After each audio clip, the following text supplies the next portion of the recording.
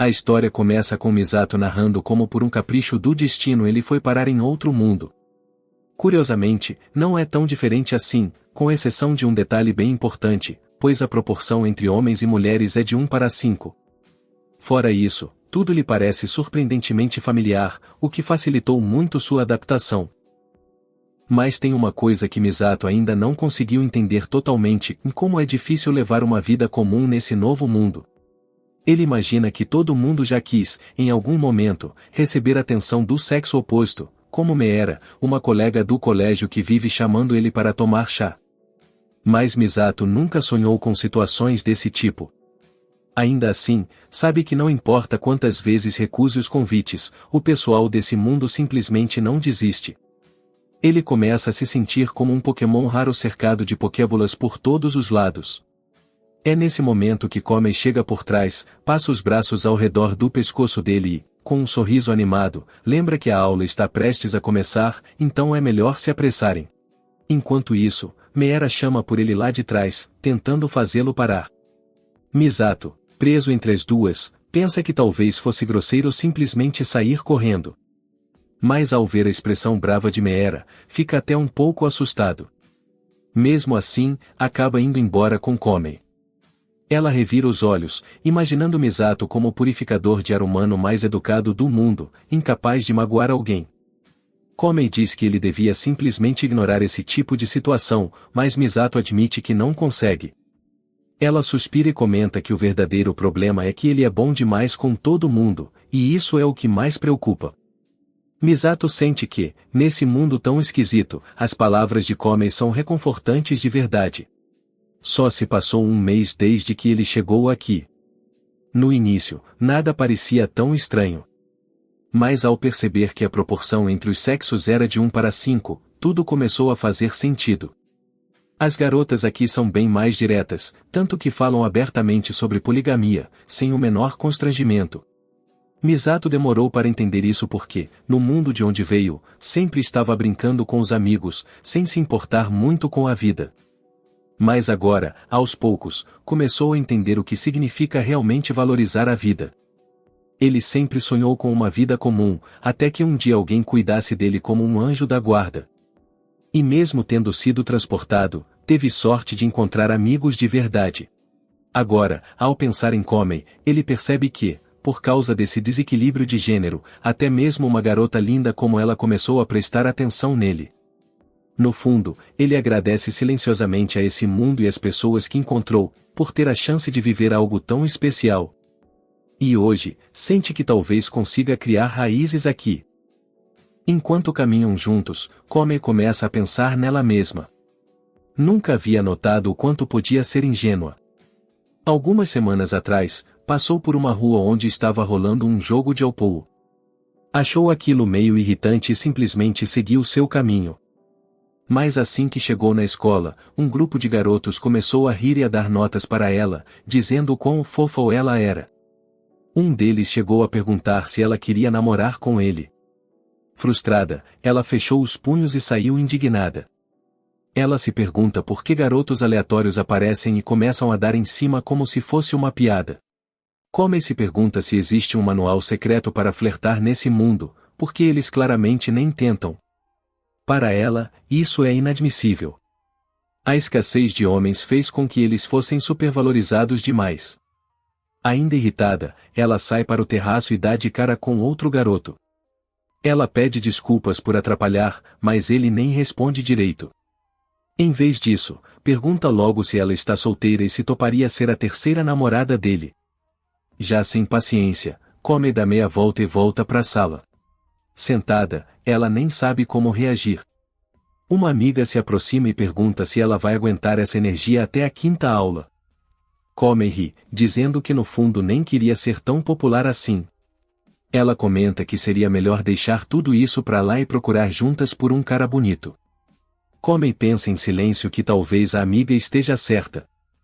Nesse mundo, homens são escassos, valiosos, e no fim das contas, são eles quem escolhem. Enquanto se perde nesses pensamentos, a amiga cutuca ela de novo, perguntando de quem ela gosta no clube de badminton. Comey não responde de cara, e a amiga pergunta se ela ainda não se interessou por ninguém. Esfregando os dedos, meio nervosa, Comey diz que ainda não encontrou alguém assim. Ela não quer um namorado, principalmente se for escolhido só porque ela está disponível. Meio brincando, fala sobre uma lista de qualidades que um garoto teria que ter para que ela o considerasse de verdade. A amiga ri e diz que ela está querendo coisa demais, que arrumar um namorado não é como pedir lanche num fast food. Depois se aproxima e, entre risos, diz que Comey é linda, mas se não der o primeiro passo, vai acabar ficando solteira. Comey se pergunta se entrou sem querer num reality show chamado O Namorado Mais Confuso do Mundo. Mas isso nem incomoda tanto.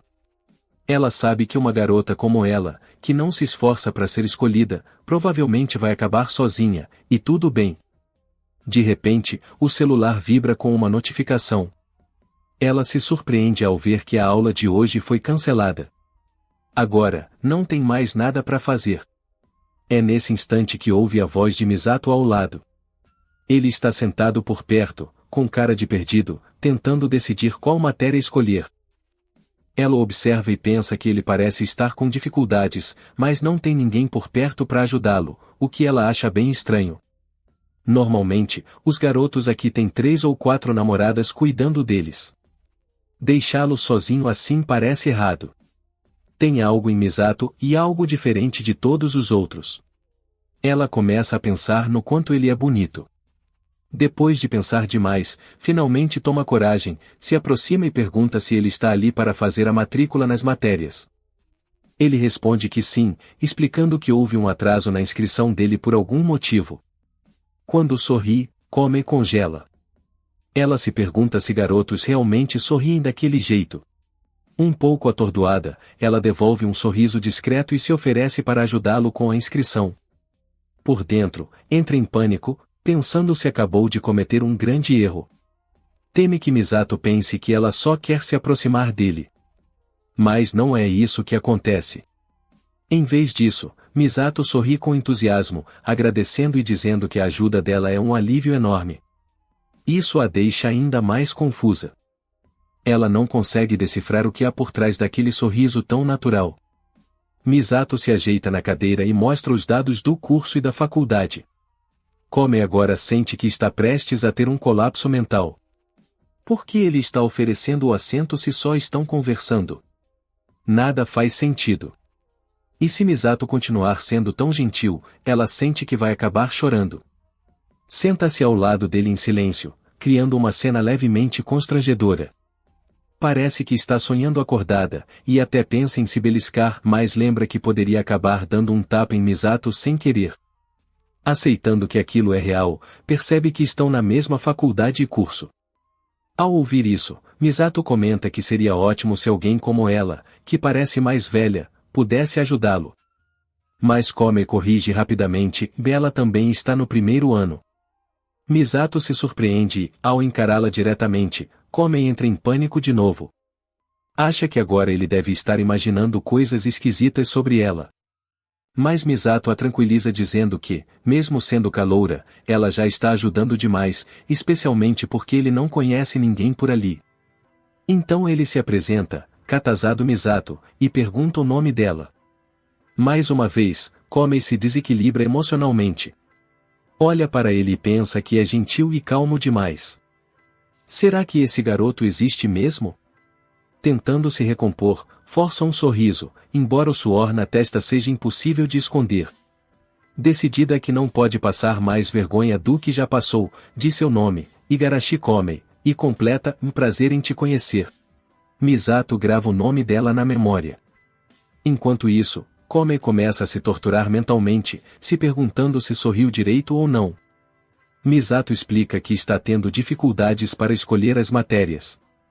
Comey vê que a grade dele está completamente vazia, e uma ideia surge e talvez ela possa aproveitar e fazer com que ele escolha aulas que coincidam com as dela. Com nervosismo, sugere que eles sincronizem os horários e começa a inventar desculpas nada convincentes para justificar aquilo. Misato pergunta se ela realmente pode fazer isso. Ele a chama e, em tom brincalhão, pergunta se ela é algum tipo de gênio. Misato suspeita que Komei está ajudando sem querer nada em troca, o que ele acha curioso, já que no mundo de onde veio só recebia esse tipo de gentileza de atendentes de loja. Komei logo nega, dizendo que também sai ganhando, então ele não precisa se preocupar. Misato concorda. Komei se pergunta por que ele não faz piadas ou insinua algo sobre ela querer ficar perto. Em vez disso, ele conversa como se tudo fosse a coisa mais natural do mundo. Depois, pede para ver o horário dela. Sentada ao lado dele, Komei pensa se tudo isso não é só um sonho. Depois que terminam, Misato agradece de coração por toda a ajuda, mas comenta que, até receber o cartão de estudante, não poderá assistir às aulas. Ela concorda e se despede, percebendo que é a primeira vez que conversar com um garoto realmente a faz se sentir bem. Ela nota que Misato hesita antes de dizer algo. Quando pergunta, ele timidamente revela que quer pedir um favor. Ele quer saber se ela se importaria de serem amigos. Ao ouvir isso, Komei fica em estado de choque. É como se a alma tivesse saído do corpo. Ela o encara como se tivesse encontrado um unicórnio oferecendo ajuda para a lição de matemática. Reflete que, neste mundo, a decisão sempre parte dos homens. Mesmo assim, responde que sim. Misato fica feliz e agradece, dizendo que ainda não tem amigos por ali. Ele vai embora, enquanto Komei praticamente desaba no chão, completamente dominada pela emoção. Nunca antes um garoto tinha falado com ela daquele jeito. Misato parece um príncipe saído direto da imaginação dela, e naquele exato instante, ela se apaixona por ele. Ela toma uma decisão, vai ficar perto de Misato a partir de agora, para impedir que qualquer outra garota chegue perto. Corre para alcançá-lo e começa a andar ao lado dele no caminho para casa. Durante a caminhada, Misato pede que ela estenda as mãos. Ele tira um doce do bolso e entrega como forma de agradecimento por ter ajudado. Com o rosto corado, Komei sussurra que isso é injusto. Aceita o doce como se fosse um pedido de casamento, como se, nesse mundo, o amor fosse medido em balas. Agora, oficialmente, ela está noiva. Quando Misato pergunta o que ela quis dizer, ela finge que não foi nada. E continuam andando. Durante o resto do dia, ela não consegue parar de pensar nele. Decide que Misato não é como os outros garotos. Há algo puro e gentil nele. E agora o coração dela encontrou uma nova obsessão. Ela faz uma promessa silenciosa, um dia, com certeza, vai se tornar a namorada dele. Misato chega atrasado à escola. Do lado de fora, uma voz grita para ele se apressar, enquanto ele corre como se estivesse tentando aproveitar uma promoção relâmpago. Mas sua mente está em outro lugar. Já faz um mês desde que ele foi parar nesse mundo paralelo tão esquisito, um lugar onde sua versão alternativa já tinha vivido, terminado o ensino médio e se preparava para a faculdade. Ele lembra bem do seu início ali e não conhecia ninguém, nem tinha família ou amigos. Foi então que Aika apareceu, uma mulher que o acolheu e o protegeu como se fosse uma mãe. Ainda na porta, ela o lembra de que é dele o turno da noite. Misato pensa consigo mesmo que Aika entrou em sua vida como uma força de bondade inesperada. Ela é casada, mas parece estar separada do marido. Se aproxima dele e o repreende com carinho, dizendo que ele não devia demorar tanto no banho. Misato responde que se atrasou porque estava se exercitando. Na verdade, tudo o que ele exercitou foi a habilidade de encarar o teto por 20 minutos seguidos. Aika estreita os olhos e pergunta se ele fez novos amigos. Quando ele diz que sim, ela explode como uma irmã mais velha protetora, dizendo para ele manter distância de garotas esquisitas, ativando seus instintos de proteção mais rápido que uma mãe ao ouvir a palavra obalada ou depois das 9 da noite, e começa a impor regras como se fosse a irmãzona dele. Misato escuta tudo, depois vai para a aula, pensando que talvez as pessoas desse mundo vejam como um cara descuidado que deixa qualquer garota chegar perto. Mas assim que entra na sala, Komei o recebe com um sorriso tão brilhante que parecia capaz de convencer uma máquina de snacks a liberar um brinde. Ele agradece por ela ter guardado um lugar para ele e se senta ao seu lado. Enquanto se acomoda, pensa em como é sortudo por ter alguém como Komei como amiga.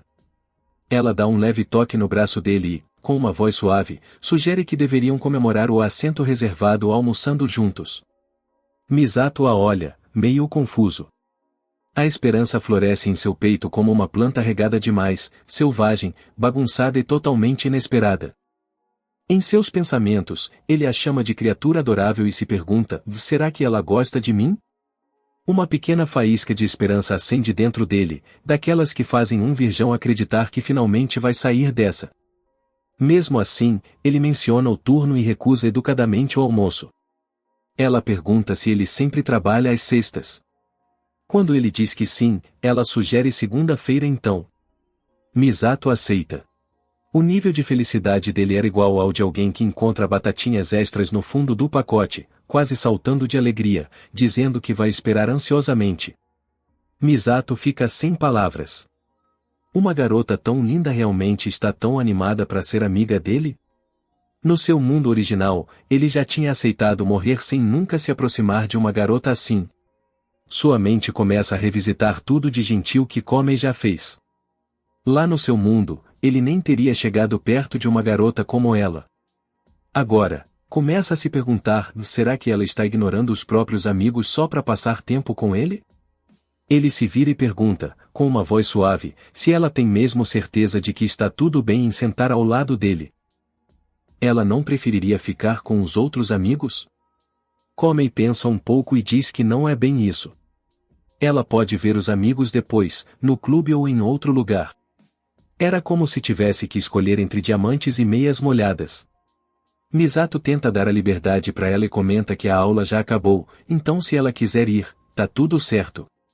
Comey fica confusa e pergunta, por quê? Essa única palavra atinge Misato como uma onda, porque o jeito suave como ela sorriu tinha o poder emocional de 1000 cartas de amor nunca enviadas. Isso o faz pensar profundamente. Por que ela o olha com um sorriso tão gentil? E por que isso faz seu coração bater com medo? Do ponto de vista da Comey, a história era bem diferente. Antes mesmo de Misato entrar na sala, ela já estava correndo de um lado pro outro, como se estivesse em uma missão, procurando por ele. Ela até tinha guardado um lugar. Quase mandou uma mensagem com emoji de coração, mas achou que seria brega demais.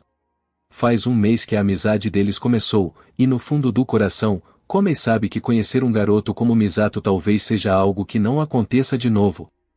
Ela sente que precisa protegê-lo, das influências erradas, das garotas erradas. Por isso, decide ficar sempre por perto. Na imaginação dela, já visualiza um futuro em que Misato é seu namorado pessoal. Só de pensar nisso, se enche de felicidade. Enquanto pensa nisso tudo, ela envia uma mensagem. Misato responde com um adesivo escrito obrigado. Comey se sente mais determinada do que nunca.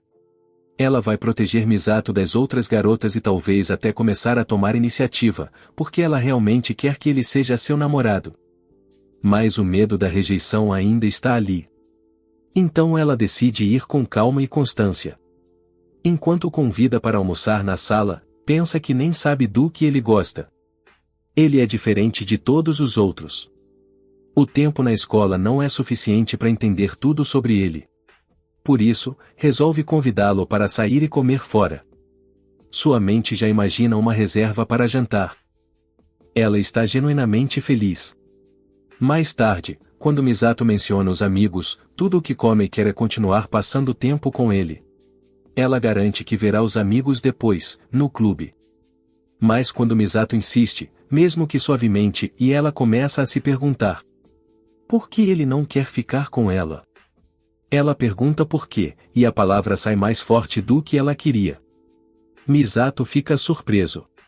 Ele responde que talvez ela não se sinta confortável perto dele. Comey para e pergunta: tem outra garota com quem você quer ir? Sua mente entra no modo detetive na hora. Os pensamentos se aceleram: talvez Misato tenha outra amiga. Talvez seja até mais bonita. Comey não quer ser afastada.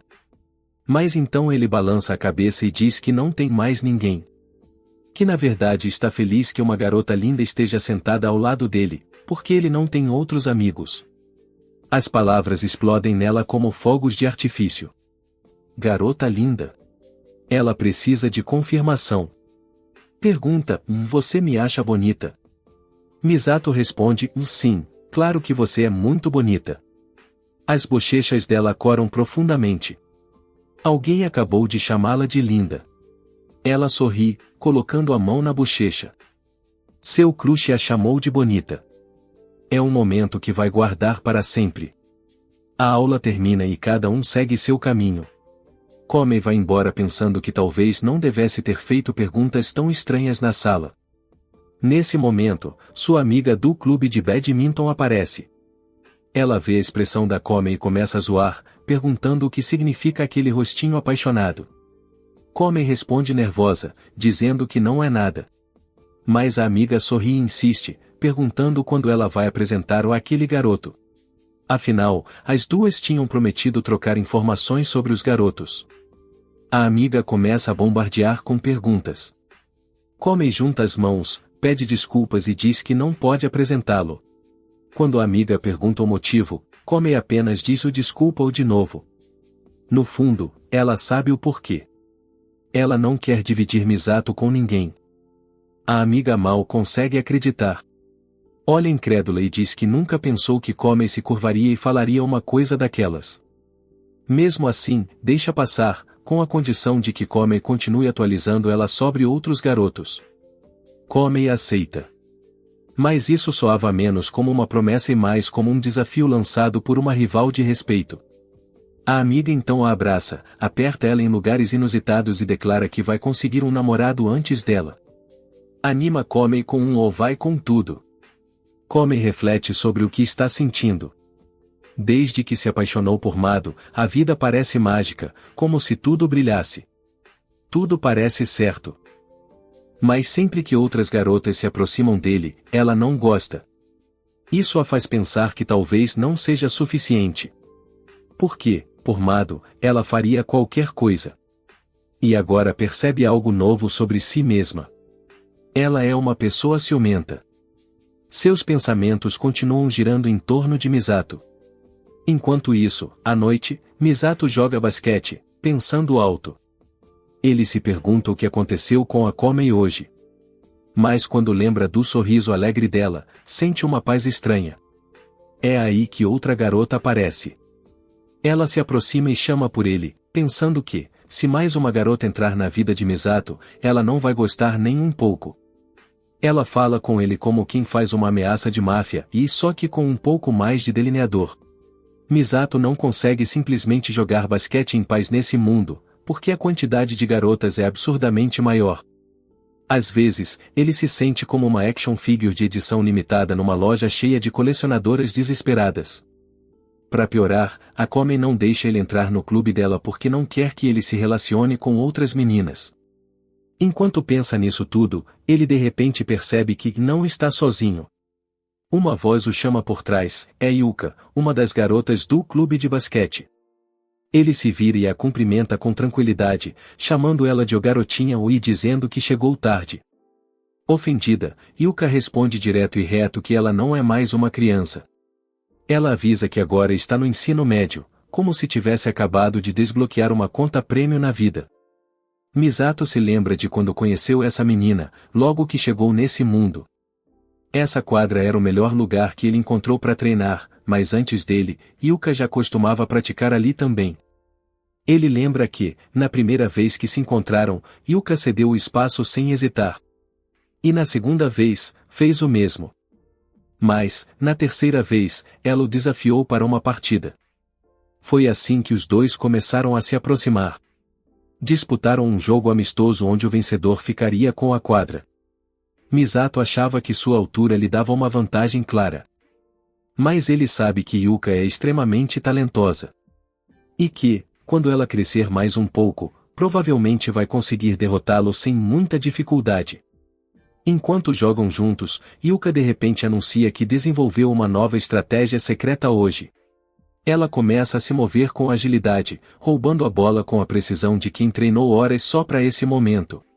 Mas, bem na hora em que está prestes a avançar para a cesta, seus pés se enroscam e ela acaba caindo no chão. A gravidade estava claramente do lado do Misato naquele dia. Rapidamente, ele se joga para amortecer a queda dela e evitar que ela se machuque. Os dois acabam numa posição extremamente constrangedora e percebem isso ao mesmo tempo. Misato pede na hora para ela se levantar dali. E quando ela presta atenção, percebe que está sentada de um jeito totalmente inapropriado. Assustada, ela pula para trás e desmaia. O chão a acolhe como um estagiário exausto que não aguenta mais. Enquanto está inconsciente, seus pensamentos voltam no tempo. Ela lembra da primeira vez que teve uma conversa de verdade com Misato. Mais ou menos um mês atrás, antes de conhecê-lo, suas amigas perguntaram se ela estava saindo com um garoto chamado Shia. Sua amiga Ha respondeu que sim e quis saber o que ela achava dele. Yuka ficou envergonhada e não disse nada, porque nunca tinha se confessado para ninguém. Ela achava que todos os meninos da sala eram imaturos demais. Foi então que alguns moleques atrás delas começaram a zoar, dizendo que ela usava sutiã. Começaram a fazer comentários bizarros sobre a roupa íntima dela, só porque ela era mais alta que todos eles. Yuka sabia que nenhum dos meninos da sua turma se interessava por ela, principalmente por causa da altura. Mas, nesse mundo novo, isso não parecia ser um problema tão grande assim. Ela ignorou totalmente os comentários, sabendo que não tinham nada a ver com ela. Seus colegas viviam tirando sarro dela por jogar basquete, mas ela nem ligava e simplesmente ia embora. Ela sabia que algumas amigas entraram no clube só para ficarem perto dos meninos, mas ela queria mesmo era jogar. Queria vencer, queria competir de verdade. Uma vez, quando suas amigas a chamaram de pervertida, ela ficou completamente chocada. Tentou fazer a amiga parar, mas a garota continuou, dizendo que todo mundo já sabia que Yuka sorria lendo livros picantes. Chegou a afirmar que viu algo suspeito debaixo da cama dela. Na hora, Yuka tapou a boca da amiga pensando, mas é óbvio, sou uma garota, é claro que gosto de garotos. Ela começou a pensar que, se algum dia encontrasse um cara incrível fora da turma, com certeza iria querer ficar com ele. E então, ela ouviu de Misato, naquela quadra. Ele estava jogando sozinho. Ela ficou surpresa. Como alguém consegue treinar sozinho assim, desse jeito? Ela só tinha visto cenas como aquela em filmes ou vídeos. Nunca tinha visto um garoto jogando tão bem, com tanto foco e intensidade. Ficou completamente fascinada assistindo ao que ele fazia com a bola. Foi então que os olhares deles se cruzaram. Yuka congelou. Ficou ali parada, sem conseguir tirar os olhos do rosto bonito de Misato. Naquele instante, Misato falou que já tinha terminado por hoje e que ela podia usar a quadra. Ela ficou surpresa com a gentileza dele. Ele ofereceu o espaço só porque ela tinha chegado. Mas se ele fosse embora, como ela faria para vê-lo de novo? Na cabeça dela, foi como se tivesse passado por uma cerimônia de coragem. Então deu alguns passos e foi falar com ele. No entanto, quando tentou se aproximar, sua mente ficou sobrecarregada de pensamentos e ela simplesmente travou. Quando Misato disse que estava indo embora, ela só ficou parada ali, se achando uma completa idiota por não ter dito nada. Mesmo assim, prometeu a si mesma que não ia desistir e acreditou com todas as forças que ainda o veria de novo. Alguns dias depois, ela pulou a orientação do clube e correu direto para a quadra. Suas amigas não faziam ideia do que estava acontecendo com ela. Ao chegar, ofegante e com o coração disparado, ela o viu mais uma vez treinando. Ficou surpresa. Não achava que ele voltaria. Ao vê-lo jogar novamente, ficou completamente impressionada e não resistiu, e entrou na quadra. Misato a reconheceu, e ela sentiu uma alegria imensa ao perceber que ele lembrava dela, mesmo que só tivessem se falado por alguns minutos, o que era incrível, considerando que ele provavelmente nem lembrava o que comeu no café da manhã. Querendo se aproximar mais, ela o desafiou para um jogo, mas logo percebeu que aquilo tinha sido um erro. Sua cabeça começou a inventar 1000 cenários. Mesmo assim, Misato disse que também queria jogar com alguém, mas avisou que o jogo não seria fácil.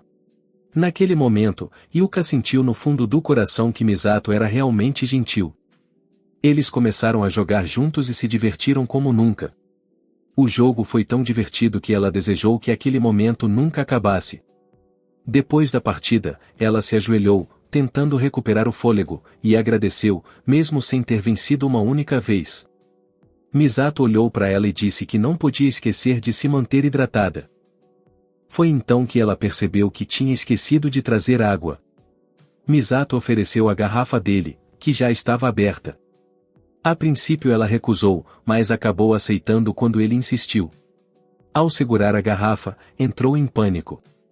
Sentiu como se fosse um beijo indireto, já que os lábios dele haviam tocado o bico da garrafa. Por um segundo, pensou em ligar pro resgate dizendo, "Voi", então, e acidentalmente comecei um romance. Tinha medo de que, se Misato percebesse seu comportamento estranho, ele nunca mais voltasse.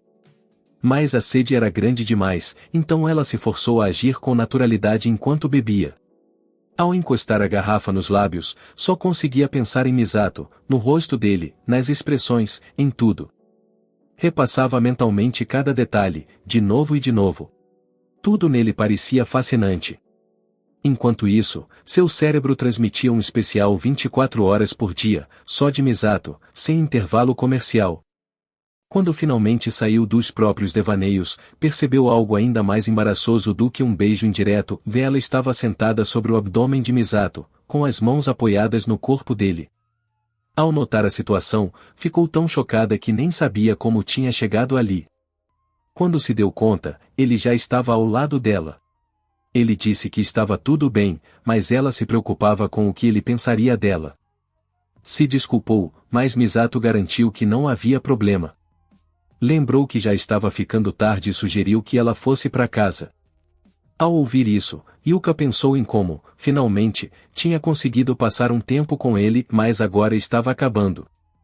Ao se despedir, Misato disse que voltaria na semana seguinte e que ela deveria treinar bastante até lá. No coração dela, aquilo soou como se ele tivesse se aproximado de verdade. Misato entregou a própria toalha, dizendo que tinha outra e que ela podia ficar com aquela. Yuka olhou para a toalha e sentiu uma felicidade absurda. Já estava planejando mentalmente o casamento deles na quadra, com a toalha servindo de porta-alianças. Enquanto ele se afastava, ele disse que ela tinha jogado muito bem hoje, e que com um pouco mais de confiança, poderia melhorar ainda mais. Terminou com um animado "te vejo semana que vem", e foi embora. Yuka ficou sentada ali, pensando que Misato tinha dito exatamente o que ela sempre sonhou em ouvir. Sentiu que o coração dela já pertencia a ele. Com a toalha no rosto, começou a cheirá-la profundamente, encantada com o aroma. Era um cheiro que ela nunca tinha sentido antes. Se toalhas tivessem sentimentos, essa com certeza já teria pedido uma medida protetiva. Radiante, ela pediu desculpas mentalmente ao Misato, pensando consigo mesma que era uma garota bem travessa. Enquanto isso, no seu intervalo, Misato recebe uma mensagem: alguém está pedindo por ele. Ao chegar, ele vê uma garota nova esperando por ele. O nome dela é Seira. Com a chegada dela, um novo capítulo na vida de Misato está prestes a começar. No entanto, sua amiga Miki sugeriu que fossem naquela noite a um bar de garotos, onde haveria vários caras bonitos. Miki prometeu para Seira que elas se divertiriam muito. Seira não queria ir, mas como Mickey sempre esteve ao seu lado nos momentos difíceis, acabou aceitando. Afinal, ficar deprimida sozinha já estava ficando chato. Mickey ficou toda animada com a resposta e achou que Seira estava apenas sendo modesta. No bar, Seira nota a quantidade absurda de garotos bonitos, mas prefere se sentar em um canto, pensando que talvez aquilo ajudasse a melhorar um pouco seu humor. Em seguida, se pega refletindo sobre como é patético o fato de mulheres pagarem só para conversar com garotos assim. Se sente uma pessoa horrível por ter aceitado ir ali. Sentada naquele canto, ela começa a pensar que, na verdade, só queria voltar para casa e ficar em paz. Mas então Mickey vê um rapaz e grita para chamar a atenção dele. Seira fica surpresa com o jeito como sua amiga se comporta. Nunca tinha visto esse lado tão extrovertido e ousado da sua senpai. Cercada por garotos lindos, Seira continua sentada, tentando descobrir se conseguiria, com sorte, achar alguma forma de aproveitar a noite. Seus pensamentos se embaralham enquanto se pergunta por que as mulheres, inclusive ela mesma, fazem esse tipo de coisa. Enquanto isso, Mickey chama um cara chamado Usai, e Seira não consegue evitar notar quantos homens bonitos há por ali. Ela permanece calada, se sentindo como uma garota desanimada, sem entender por que decidiu ir naquele lugar. Mas lá no fundo, ainda espera conseguir se divertir um pouco. Enquanto está distraída pensando, uma voz interrompe seus devaneios. É Misato que se apresenta, e Seira fica impressionada com o quão bonito ele é, quase como um anjo. Ele pergunta o nome dela, e ela hesita um pouco antes de responder. Misato elogia Seira, e ela se surpreende com a gentileza dele. Ele pergunta se ela foi ao bar depois do trabalho. Ela responde que está de folga no dia seguinte e acaba contando por que resolveu sair naquela noite. Eles começam a conversar de forma leve, e Seira, rindo, responde naturalmente. Percebe que fazia muito tempo que não ria daquela forma, e se surpreende com o quão fácil é falar com ele. Misato pergunta se ela tem planos para o dia seguinte, e Seira menciona que gosta de jogar videogame. De repente, se sente um pouco envergonhada, achando que talvez esteja ficando confortável demais. Misato parece realmente interessado e pergunta que tipo de jogos ela curte. Acabam falando sobre seus favoritos, e Seira começa a se perder no papo. Mesmo assim, uma parte dela se questiona se Misato está sendo sincero ou se está apenas fazendo hora, como todos os outros caras daquele lugar. Mais tarde, Seira já está ficando bastante bêbada e nem sabe mais quantos drinks tomou. Começa a desabafar sobre o chefe sem perceber que está revelando demais para Misato. Ela se xinga mentalmente por ter acreditado que seu ex-namorado realmente gostava dela. Até o próprio fígado já estava gritando, amiga, chega por hoje. Mas Misato a consola, dizendo que nada daquilo foi culpa dela. Seira volta a si e percebe que, de fato, nem tudo dependia só dela. Misato, no entanto, continua indignado. Diz que o fato de haver menos homens no mundo não torna nenhum deles melhor que as mulheres. Ele diz que odeia aqueles que se acham superiores por isso. Seira se assusta com a intensidade dele, mas percebe que Misato está realmente irritado por causa dela, não com o ambiente do bar. Misato diz que, se ele fosse o ex dela, com certeza teria feito de tudo para namorar uma garota como ela. Ao ouvir aquilo, Seira fica sem reação, com o rosto todo vermelho, tentando processar o que acabou de escutar. Ela fica em silêncio, absorvendo cada palavra, sentindo algo dentro do peito começar a despertar. Já em casa, Seira abre o perfil de Misato e fica olhando fixamente a foto dele.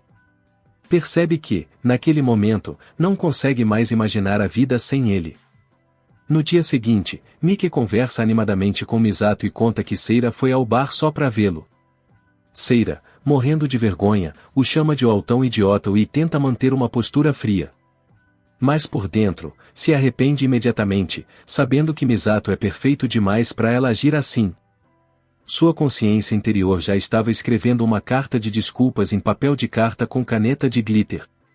Enquanto pensa em Misato, torce para que ele não tenha interpretado mal sua atitude.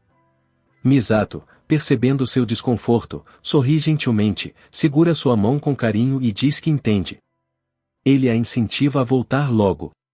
Seira não consegue evitar e está começando a gostar dele de verdade. Lá no fundo, sabe que não quer ver mais nenhuma garota se aproximando dele. Mas, enquanto ele trabalhar naquele lugar, vai ter que dividi-lo com outras. Enquanto se afasta, ela pensa que vai precisar passar muito mais tempo ao lado dele, só as sextas não serão suficientes. Ao saírem do bar, Miki abraça Seira e pergunta o que ela e Misato estavam conversando. Seira, envergonhada, tenta fazê-la calar a boca imediatamente. Mas, no fundo, sabe que Miki sempre esteve com ela nos piores momentos. Por fim, Seira chega na estação de trem. E lá está Misato de novo. Ela hesita, pensando que não deveria segui-lo. Mas, antes que perceba, já está caminhando atrás dele até que ele se vira e a vê encarando. Seira desvia o olhar rapidamente, morrendo de vergonha pelo que acabou de fazer.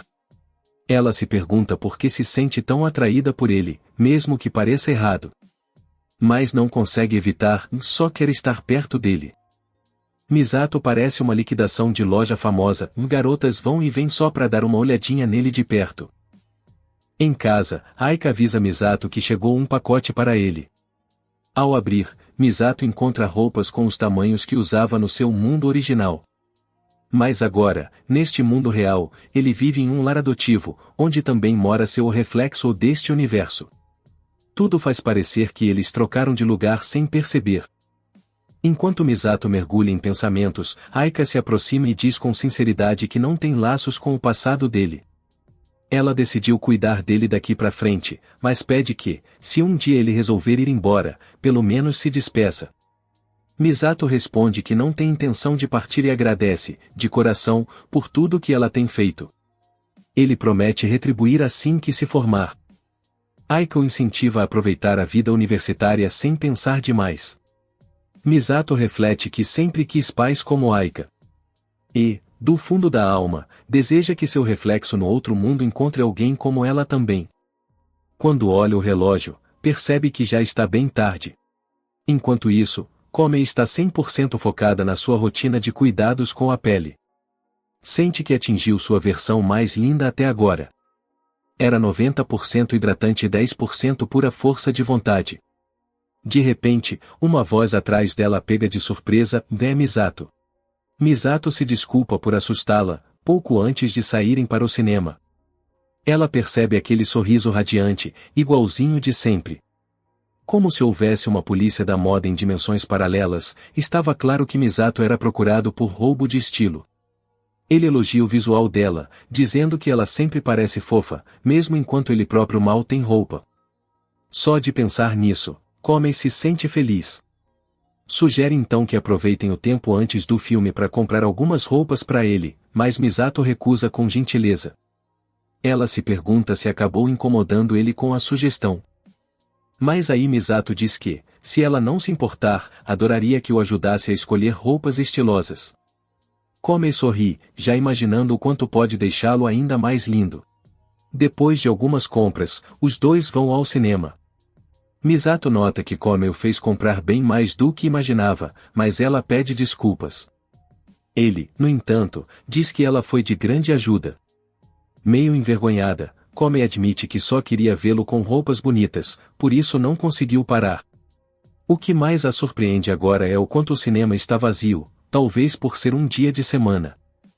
Misato comenta que não assistiu muitos filmes românticos, e Komei volta a notar o quanto o lugar está vazio. Então pergunta se ele sabe por que ela escolheu esse gênero, esperando que ele comece a olhar para ela de forma diferente e mais romântica. Durante o filme, Komei sente um impulso repentino e se anima a aproximar sua mão da de Misato. Mas de repente se arrepende e puxa a mão de volta. Teme que, se ele se afastar, ela fique tão envergonhada que não consiga continuar ali nem por mais um segundo. Mesmo assim, toma coragem, aproxima novamente sua mão da dele e sente o calor. A cena romântica na tela torna tudo mais intenso, e Komei roça levemente o dedo na mão de Misato, com o coração batendo tão alto que parece o único som ao redor. Era como segurar uma torrada quentinha vinda de uma dimensão onde o amor é feito de glúten. Ela percebe que nem está mais prestando atenção no filme e se pergunta se Misato ao menos notou o toque suave de sua mão. Quando a sessão termina, Misato agradece pelo filme e diz que adoraria ver outro com ela, algum dia. Komei sorri e responde que adoraria assistir outro assim com ele. Por dentro, sonha com o dia em que poderão andar de mãos dadas. No dia seguinte, na escola, Komei se sente nas nuvens ao lembrar da noite anterior. No intervalo, está tomando algo com sua amiga, que diz animada que hoje vai conquistar no amor. Komei fica confusa e pergunta de quem ela está falando. A amiga revela que hoje é o dia em que vai conquistar um garoto chamado Kel e começa a contar como o conheceu. Curiosa, Komei pergunta se eles só se viram uma vez. A amiga ri e diz para ela não implicar só porque agora o está num relacionamento. Komei tenta corrigir o mal-entendido, mas a amiga ignora. Em seguida, fala que, quando conquistar Kel, quer marcar um encontro duplo, e se despede deixando uma frase na cabeça de Komei: "O destino não espera ninguém." Komei começa a pensar na amiga e em quantas vezes ela já foi rejeitada. Preocupada, decide procurá-la por toda a escola. Logo ouve vozes e encontra o tal Kel rejeitando a amiga de forma cruel e dizendo coisas bem pesadas. Ela vê a amiga paralisada, sem saber o que fazer, enquanto Kel diz que ela deveria aprender o seu lugar. Isso deixa Comey furiosa. Promete a si mesma que não vai perdoá-lo. Lamenta não ter gravado tudo o que aconteceu. Cheia de raiva, pensa que deveria ter exposto Kel. Mas, justo quando a amiga se aproxima, ela está sorrindo e diz que dessa vez vai dar certo. Comey não consegue entender como ela pode levar aquilo numa boa. A amiga fala sobre como nem tudo sai como a gente quer e diz que ainda vão ter que esperar um pouco antes de fazer o encontro duplo. Comey, emocionada, deseja do fundo do coração que um dia a amiga encontre um cara que a trate como merece. A amiga sussurra que a terceira aula já vai começar e propõe voltarem juntas para a sala. Comey diz que precisa fazer algo importante do lado de fora e se afasta. A amiga brinca, lembrando que o garoto dela não gosta de esperar. Enquanto se distancia, Comey pensa em como a amiga é incrivelmente gentil, mesmo depois de tudo o que passou. Chega à sala de aula, onde Misato guardou um lugar para ela, como um cachorrinho fiel protegendo um sanduíche. Ele comenta que sempre guarda o lugar dela, e ri ao notar que, dessa vez, foi ela quem se atrasou. Comey olha para ele e pensa que Misato é como um anjo.